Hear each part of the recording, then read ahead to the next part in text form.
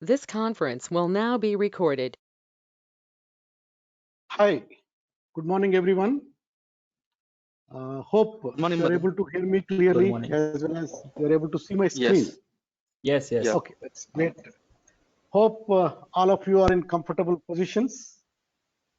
So this is actually the 7th online session on our uh, machine learning foundations course. So far, luckily, we are able to go through the course uninterrupted. Hopefully it goes on like this. So in this 1 hour lesson now, we'll complete whatever we have been discussing in the last session about Python data structures. As told to you earlier, we are doing a crash course on Python. This is not a very detailed course, but it covers decently a lot of things to make you productive, especially to perform data science work as well as building machine learning workflows. So that is what our aim. So let's get going. So in the previous session, we started talking about the basic four Python data structures, and we talked about lists and played around with them. We created lists, we manipulated the lists.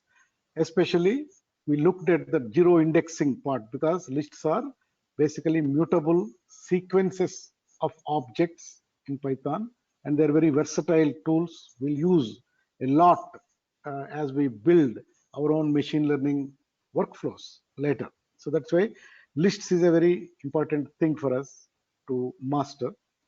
Then also we looked into another data structure.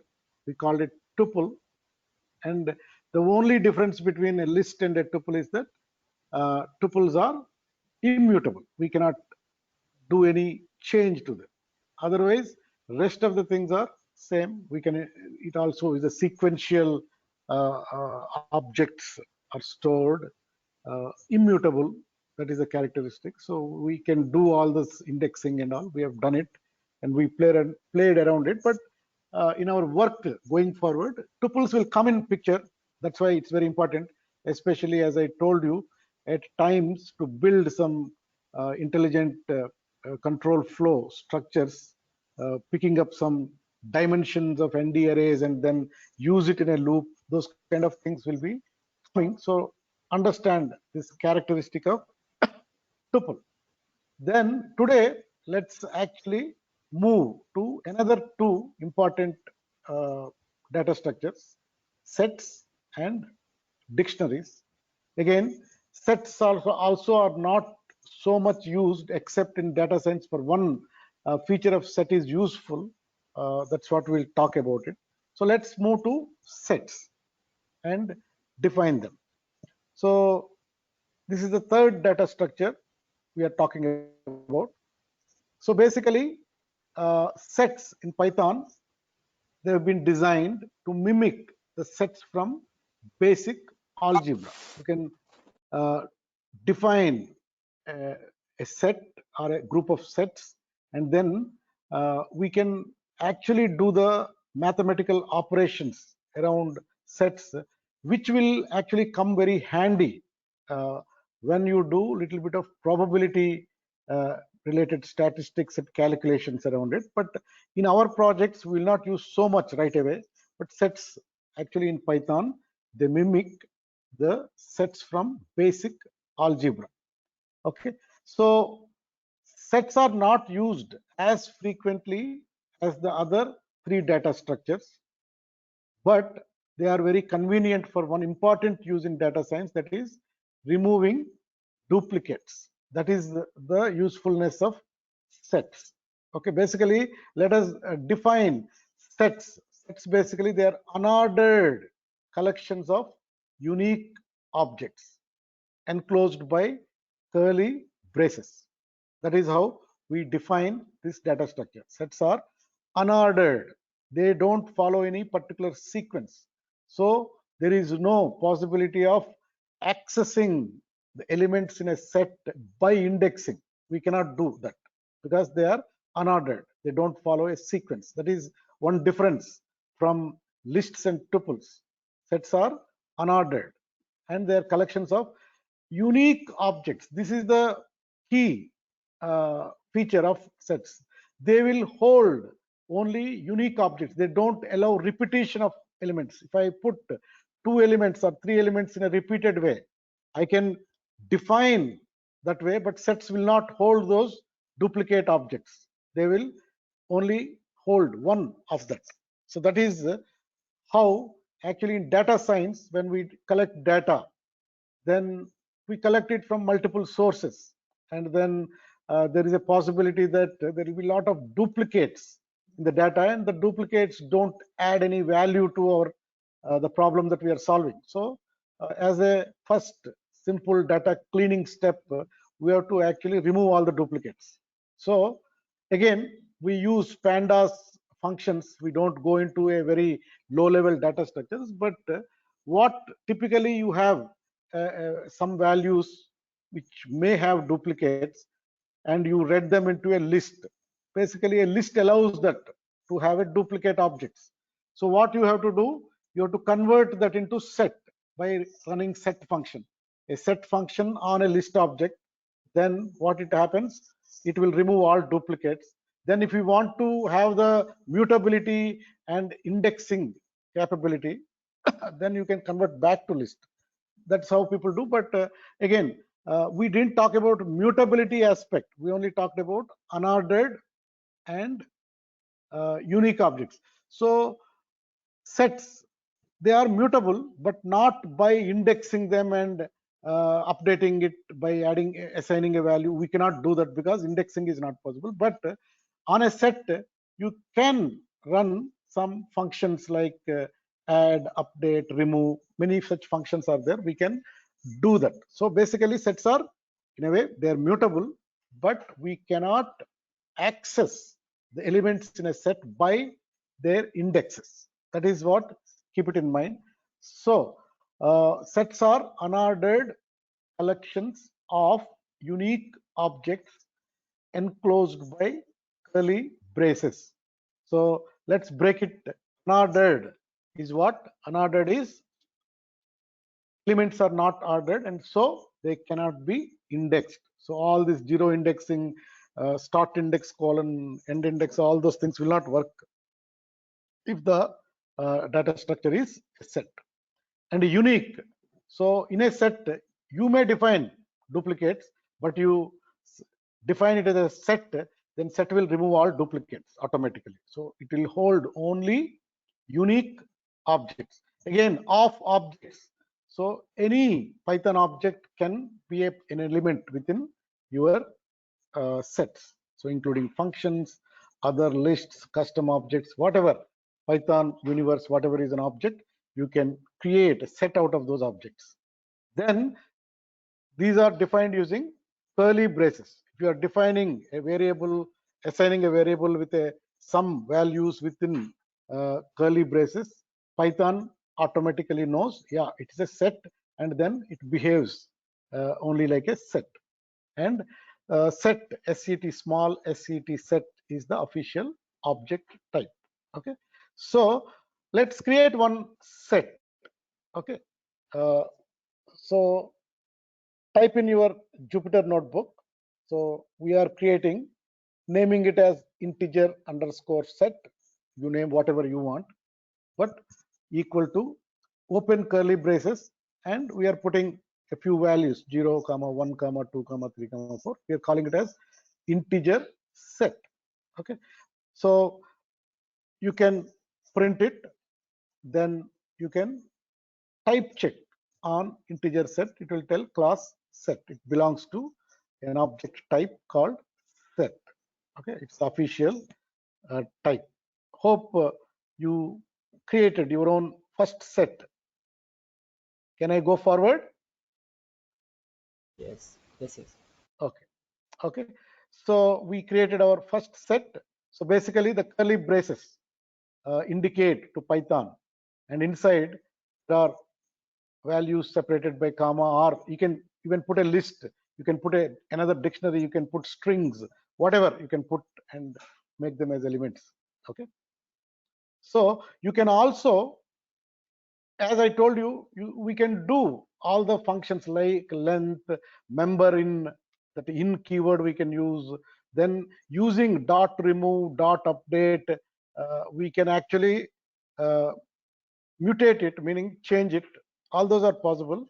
So sometimes, again, I'm not talking about everything that we can do with set. All functions we are not trying because we want to go a little fast. But again, that is all not rocket science. As I told you, you create a set, dot and tab. All the things that you can do will be there. Then you have to go and read the documentation to use them. Okay, so that is as easy as that. So lot of times in any set, sometimes length function will be important. Okay, like there are list of values, then length of set and length of list of the same object. If length of list is greater than length of set, then set of that list, length of set of that list, then we know that actually there are duplicates in the list. Then we can remove them.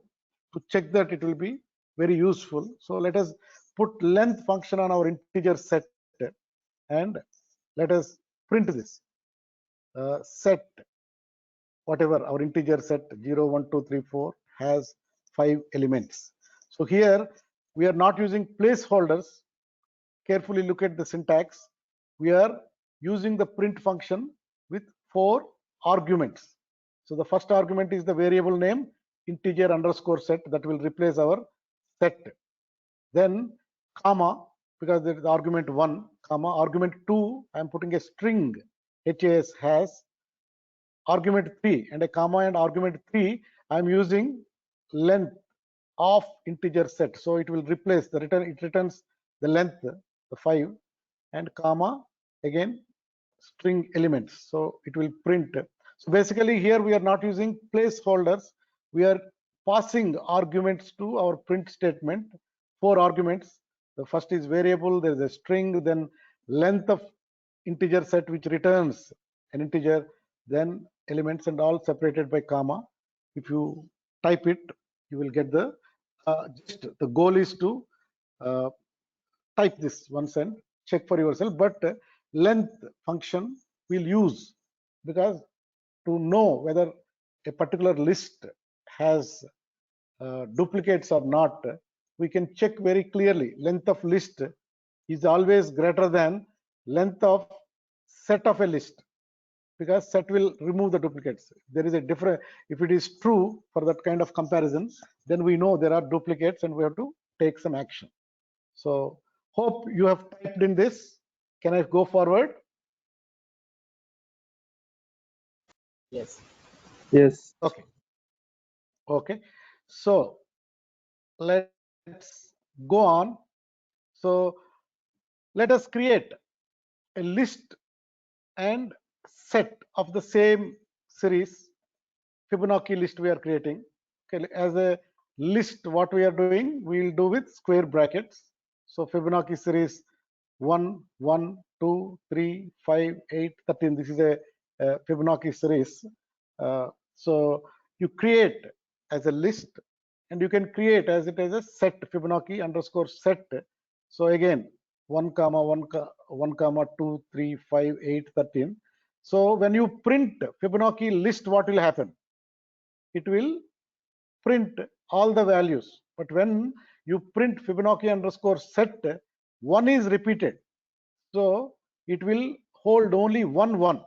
Okay, it will not, it will remove the duplicate there and holds only 1 1 will remain in the resultant set.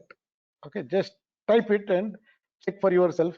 This will be the output of a list, because lists are not holding unique objects, they can hold duplicates also.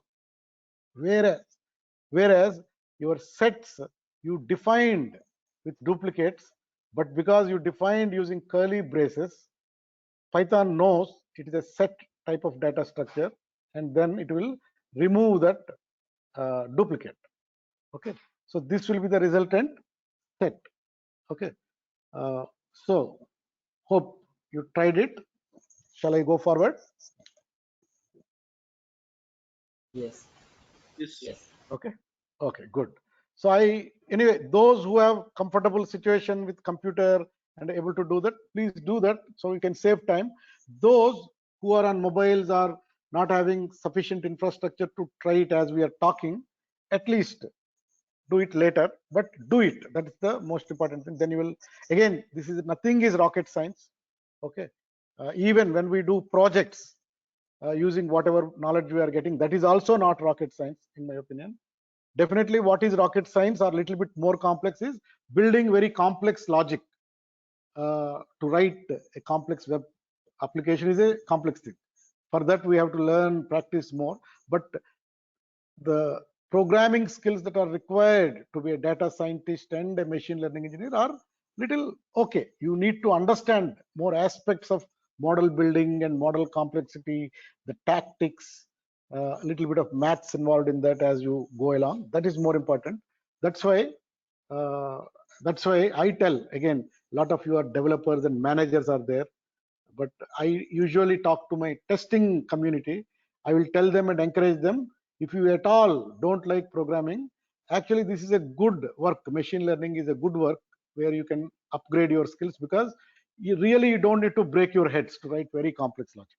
Okay, so I want to encourage you to, at least those who are little bit of hesitant to type code, I'm trying to motivate you and encourage you. Okay, so let me move on. So again, as we told, sets are unordered objects, unique objects. Okay, so we cannot access using an index operator and its position, because they are unordered. The position doesn't have any value. So when we give Fibonacci underscore set, uh, actually, and index the 0th element, what will happen? What do you think will happen? Will it accept? Python, will it accept? No, it doesn't No. support it. Yeah, because it doesn't accept, because there is no, they're unordered elements, so we cannot do this. So this functionality of tuples and lists is not possible with sets. Okay.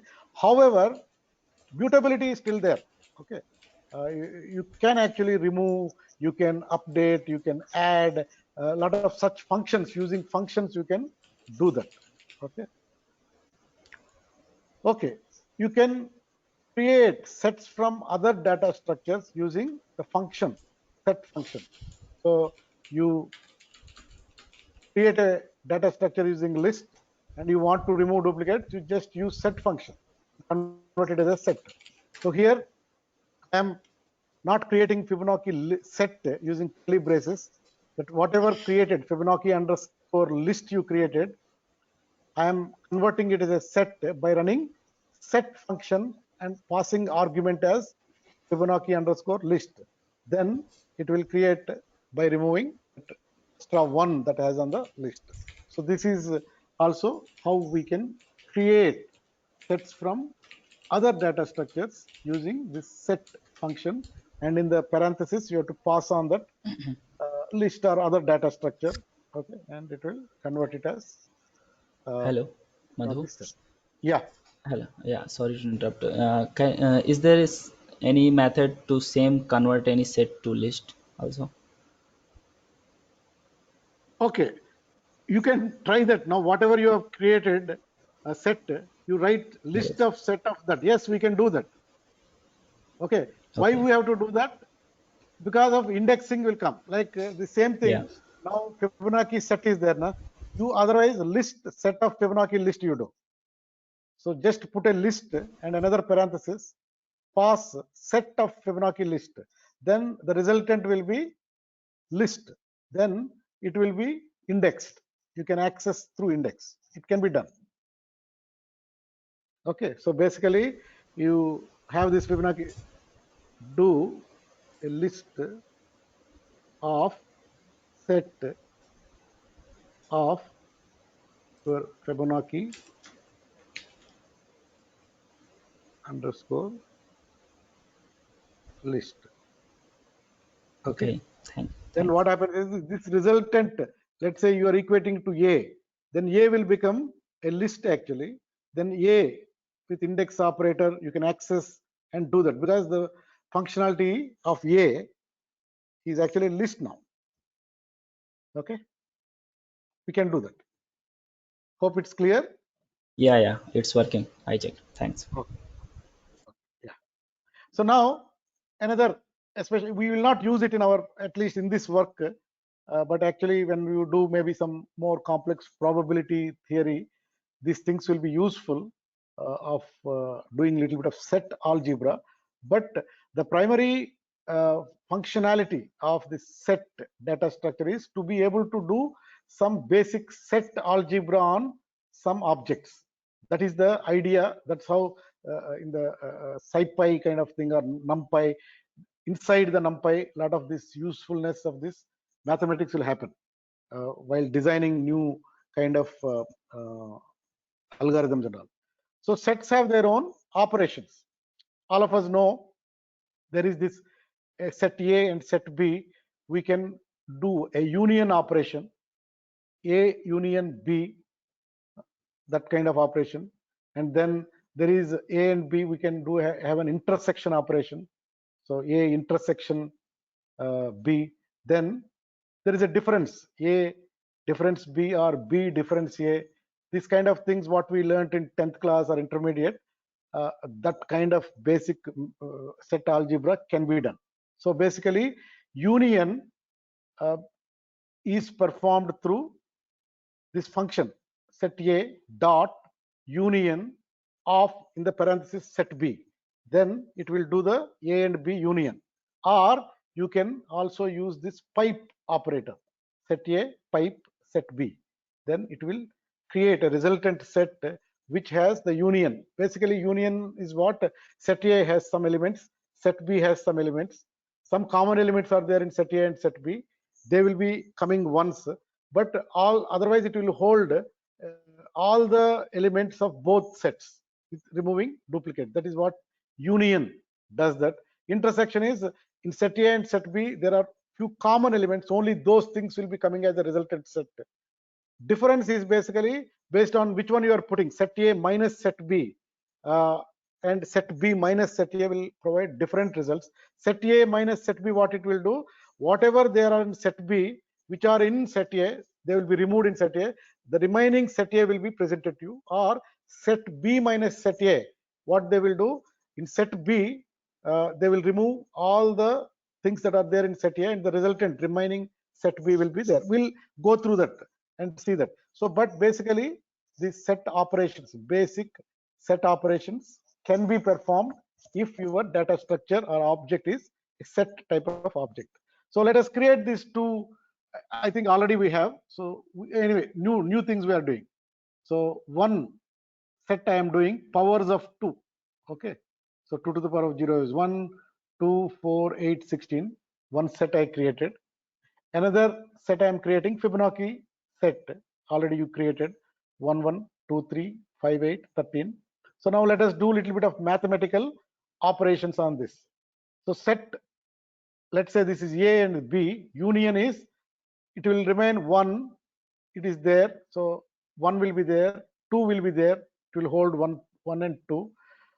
3 is here but not there. So it will put in the resultant 3, 4, then 5, 8, 13, 16. That is the output you will get. So you can try for yourself, use both ways, use the dot union function to create a union of two sets, or you can use this pipe operator and you will get the resultant set like this. Please try.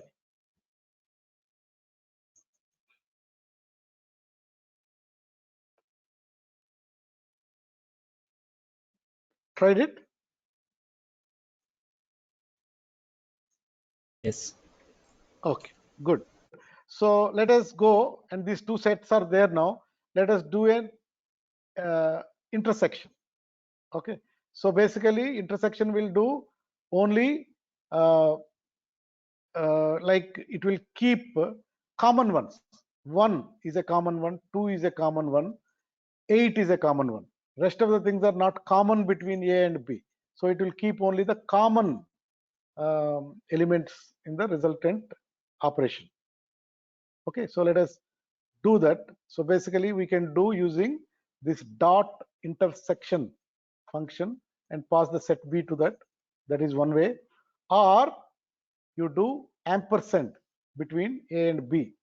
Okay, so you can do both ways, and the resultant is 8 comma 1 comma 2. Okay, so we can do union, we can do intersection operation using this set. Hope you tried it. Should I move on? Yes, Okay, got it. so then next is difference. As I told you, difference, A minus B will produce one output, B minus A will put or result in different output. So here if you take powers of 2 minus Fibonacci set, so from here I'll keep it and delete whatever is there here. So 1 is there, so I delete. 2 is there, so I delete. 4 is not there, so it will remain. 8 is there, so I'll delete. 16 is not there, so I will not delete. So this powers of 2 minus Fibonacci set will have actually 4 and 16. That will be the output. So if you put Fibonacci set on top minus powers of 2, then I will remove 1, I will remove 2, 3 will be there, 5 will be there, 8 I will remove 13. So 3, 5, 13 will be my resultant thing. So it will work, it will give result based on which one is in the left side of minus. Okay, so powers of 2 minus, I think we can use this difference function also. Yeah, but somehow I have put only minus operator here. Okay, so we can do that both way, but because I am doing A minus B as well as B minus A, I have used only one. But you can use the dot difference function also. Okay, got the answer? Yes, we tried both. Both. Okay, great. So these are the basic things about sets. Okay, so again, in our work going forward, we may not use as much of sets as other things like lists and dictionaries, but just keep it in mind, at least from a duplicate point of view. Sometimes it will be a very useful data structure. Okay. Okay, so let's now move on to the next and fourth basic data structure in Python, dictionaries. Actually, dictionaries we'll use a lot as we build our model pipelines and the workflows to build training using hyperparameters. Some complex data structures we'll have to define, then make that whole thing kind of happen very fast and elegantly. That's why dictionary is a good data structure to perfect. So again, let us go to dictionaries. Okay, so dictionaries are collections of key value pairs, and they are like mini databases for storing information. So it's almost like there is a column name, and in that column there are a lot of values. So if you put like that, it's a table. So vertically you look at it, there are columns, the key names, and then you put a lot of values, then they become multiple rows under that. So we can define a table type of information. That's what I am calling mini databases for storing information. Okay, so dictionaries are quite different from the other three because each element, we are calling each element as item in the dictionary. Keep that in mind. Item in a dictionary is actually a pair of elements. It is a pair of two values. Okay, so that is important. The first value is called key, the second value is called value. So that's why we call it as key value pairs are stored inside a dictionary type of object. And dictionaries, from a characteristics point of view, they are unordered. So the normal way of indexing by using an index operator and have its index, no, it will not work. However, we can uh, access the values within the dictionary by indexing using the key name. That's how we can access values and read that and manipulate them. Okay, so dictionaries are unordered collections of key value pairs enclosed by curly braces. Okay, again, sets also use curly braces, as well as dictionaries use curly braces. So let us break the definition of dictionaries a little bit. Unordered. Okay, elements are not ordered and can't be indexed normally. Okay, so we can't do that. But however, we can index using the key name. And unordered collections of key value pairs. Let us break that. Key value pairs is elements are indexed by their key. Each key stores a value. Okay, and it is defined using curly braces, and within curly braces there are no one single elements like that happen in a set. Here there will be key colon value, comma, key colon value. So key 0, 44, key 1. These are the strings. Typically we use strings, but anyway, keys can be any other integer also can be used, but very rarely people use it. Okay, curly braces, and inside you are having key values. Okay, DICT is the official object type. Okay, so that is the definition of dictionary. So let us create dictionary. Integer underscore dict, let us create. So while creating dictionary, understand the syntax very carefully, and to make it very readable, always you have to do this. So integer underscore dict, that is our name of the dictionary, we are creating by opening curly braces. Then you give a enter there, then it will create a tab space. Then once you have a tab space in the next line, so key colon value, comma, in the next line always go with key. First one is key 1 value 1, second one is key 2 value 2, third line key 3 value 3, then till last one every key value pair should be separated by a comma. So please define it once so that you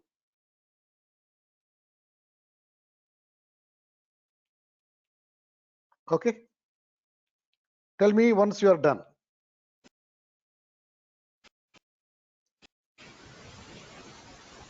Yeah. Done. Yeah. Done it. Okay, so you have created your first dictionary. As I told you, typically the keys will be always descriptive, but nothing stops even if you put number 4 colon 4. Okay, that also, but it is very very unusual. People don't do that typically. Okay, so don't get dictionaries confused with sets. They both use curly braces, but that's about it. As soon as Python looks inside these braces, something like this key values, then immediately Python understands it's a dictionary, and it will give all facilities of a dictionary to this data structure. Okay, so example of a dictionary. A dictionary is also called dict, that is the official type. Okay, and it can be used like a miniature database for storing and organized data. So each element in the dictionary is actually a key value pair, and it is called item. Okay, keep that in mind. And each item is made up of a key is like a name for the value. You should make them always descriptive, but as I told you, it allows even if you put as a number or a float also. Then the second thing is a value is some other Python object to store. Okay, you can have floats, lists, functions, tuples, lists, other dictionaries, anything can go into the value again. So key colon value, value can hold anything. Okay, so let us create this. We'll play with this list.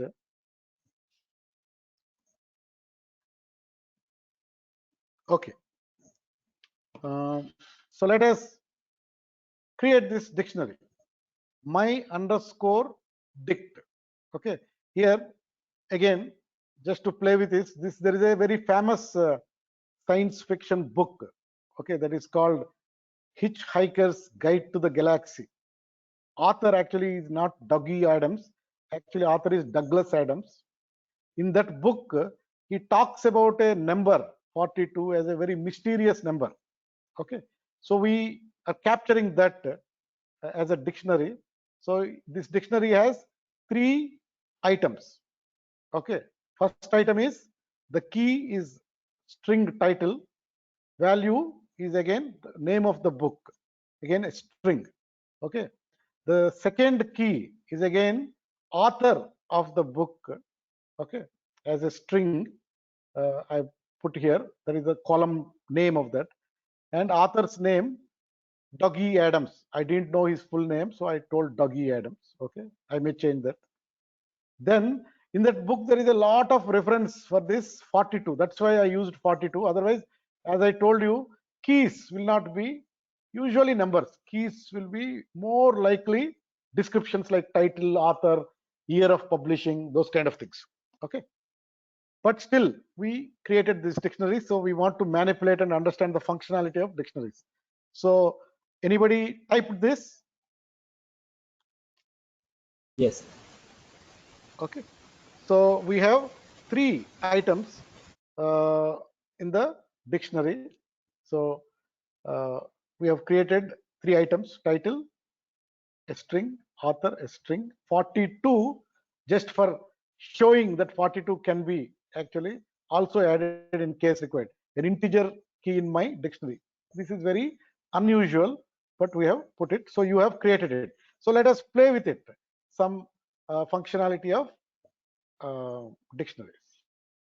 Okay, so we can index and get the values of the dictionaries by indexing using the key name. Okay, so what I did here, my underscore dict is my dictionary, my index operator, and I am passing my key name, that is title. Then the title of the book will be printed because that is the value has been stored in this key. So basically, index you by the key, you can always access the values of within the dictionary for that key. So that is possible, though they are unordered. This way of indexing dictionaries will allow. If I do this, my underscore dict and passing into my index operator the author key value, key name, string author, then author Dougie Adams, that's what I have put in the value, it will come. Okay, so these are the output I'll get: Hitchhiker's Guide to the Galaxy, the book's name, the title, and Dougie Adams, the author's name. So this is basically how we access the values inside a dictionary by their key names. Okay, that is possible. Then let us look at how do we update values. Okay, so it's pretty easy to update the values of existing keys. Just overwrite the previous value. Okay, so basically author's name, I know it is actually right name is Douglas Adams, but somebody created a dictionary with the wrong name. So I want to change it. So what I will do, I will access, okay, I knew I put it, but I will access my underscore dict, whatever dictionary name I gave, and I will index the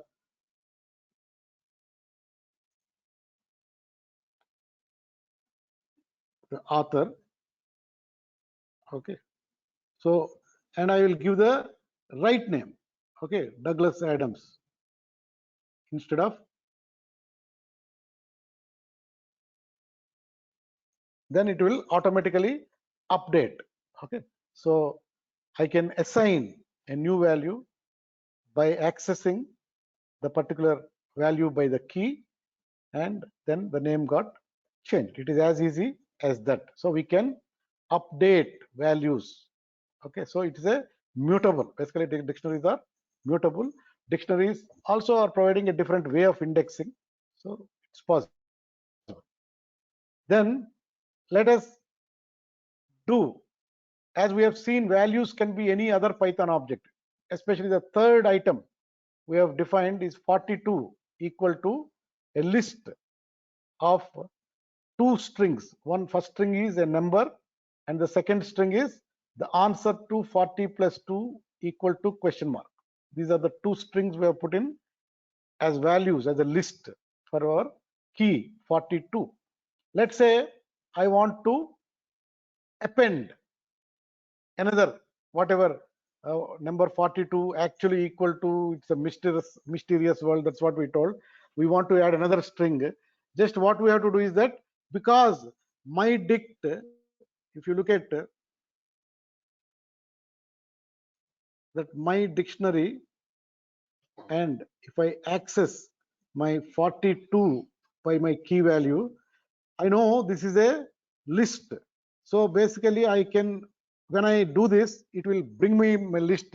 On that resultant list, I can put this append function and add another string as a value. Then a third value into the list can be added.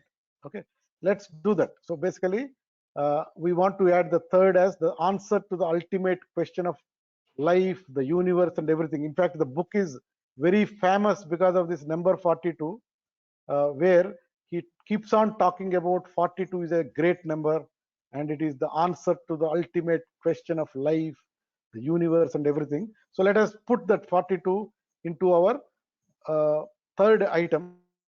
Okay, so I'm accessing my underscore dict 42, my key name 42 dot append, and I am passing this long string as an argument. Okay, so now my, after this operation, my underscore dict, the third item 42 key and 3 strings are there in my values as a list. Okay, so you can do that. If you cannot type so much things, something you type mystery of life, whatever, but you are able to append to already existing values by accessing its key. Okay, clear? You tried it? Yes. Okay, fine. So similarly, let's say you have, at the time of creation of dictionary, you created 3 items. One is author, colon, and author's name, then title of the book, colon, title of the book, then 42 and some description of 42. Now you also wanted to add one more item with another key and value, that is year of publishing. Okay, so you can just open my underscore dict and put in the index operator a new name for your key and add some things, then it will append to your dictionary as an item. Okay, so here I am creating my underscore dict, fourth item I am creating. Year is not there, so because it is not there, when I type it on my dictionary, it creates one and it actually assigns a value to this. This here, anything can be there. You can put a list, dictionary, anything, but here it is basically year of publishing. So I put 1979 about that book. So now the resultant dictionary, if you look at it, it will have 4 items. One is the book title, the author, the 42, and the year of publishing. Okay, so that is how it works. Now let's say I want to print this message about the book based on the data available. So you can use your intelligence of dot format that whole thing and do this. You can try it yourself. Let's say if I am doing this from my dictionary, print, I want to print this statement with placeholders. So Hitchhiker's Guide to the Galaxy is basically a string. I'll put a string, single quote. Hitchhiker's Guide to the Galaxy is my title of the book. I will pick it from my dictionary, so I'm putting a placeholder. I am was written, okay, by, I'll put a placeholder. It will get author, my dict, my underscore dict, index operator, author will bring me Douglas Adams in my year. So then I end my string. Then I apply my dot format, and I want to fill my first placeholder with my dict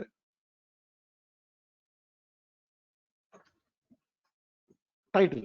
Okay, whichever way I put my key, that's how I have to put here, comma. Second is actually written by author. So my dict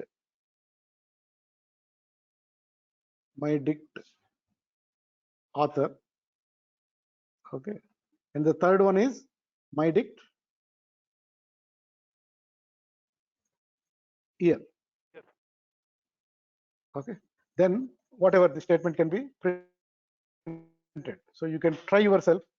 So because these kind of things will keep using in our things. Let me discard this.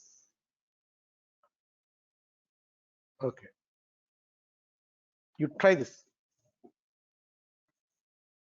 Okay, so that is how dictionaries are a very useful data structures. We'll use a lot. That's why you familiarize yourself with the functionality of dictionaries. Again, not rocket science, but still in our projects, we'll use them, and you will see how we will use them. Okay. Again, there are some convenient functions available to access keys, access values, access items. They will throw back you. If you are in doubt about some things, you can always use these functions on your dictionary. So if you run my underscore dict keys function, it will give a list object with all the key names within your dictionary. If you do the value, it will return all values in your dictionary. So the first one will get your keys, 4 keys, and the second one will give you a list of values. First one, the 42 has a list. Author has Douglas Adams. Year has 1979. Title has this, so it will give you this object. Okay. Then there is another function to access both keys and values. So key value pairs are called items. So I can run on my dictionary dot items function. Then it will return both keys and values. So basically a key value. So for each key and value will come as a tuple, and everything will be organized in a list. So it's a list of tuples, each tuple carrying key value pair will be returned. If you do my underscore dict dot items, this is what is the returned thing. Okay, so let me go to my Jupyter notebook, and in case those who have not run, maybe I will go and run them a little bit.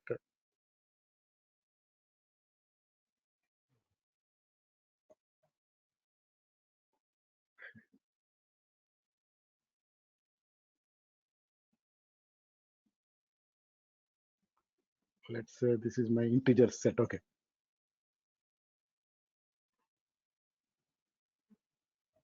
so whatever we have seen, that only I also typed here. So basically here we are creating integer sets, and when you type check class set, then just to see the mutability thing, I used here integer underscore set dot add, and I'm adding 5 to the existing integer set. Okay, then it will become instead of 5 elements, it will become 6 elements.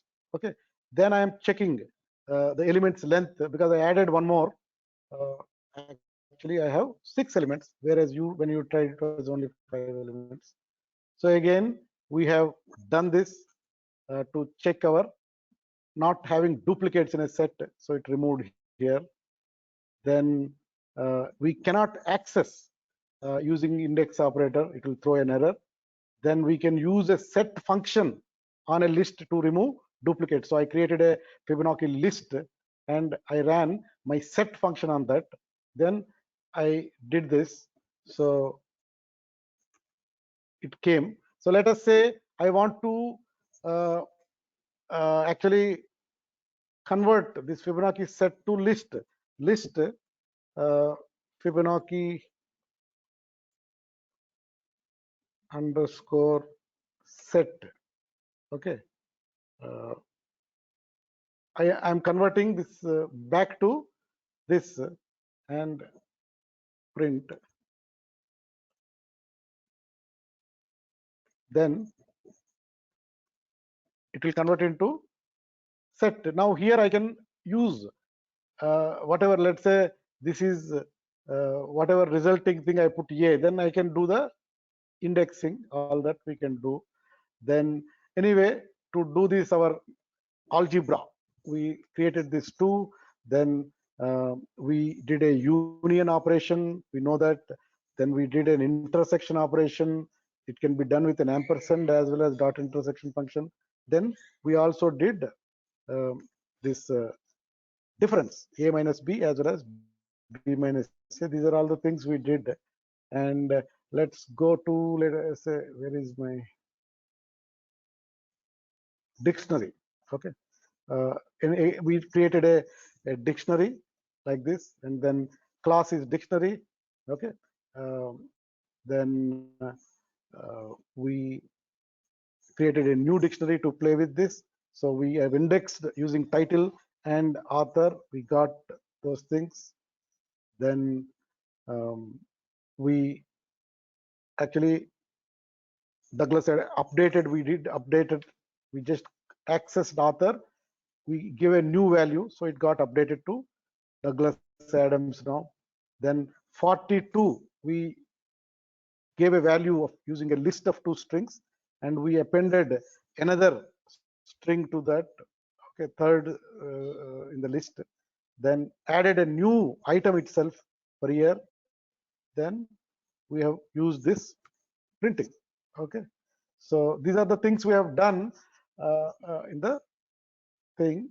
So let me go back.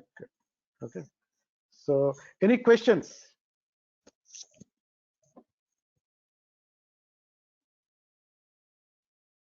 Any questions? Did you try these things? Yes. I was not Yes, able to do yes. the append.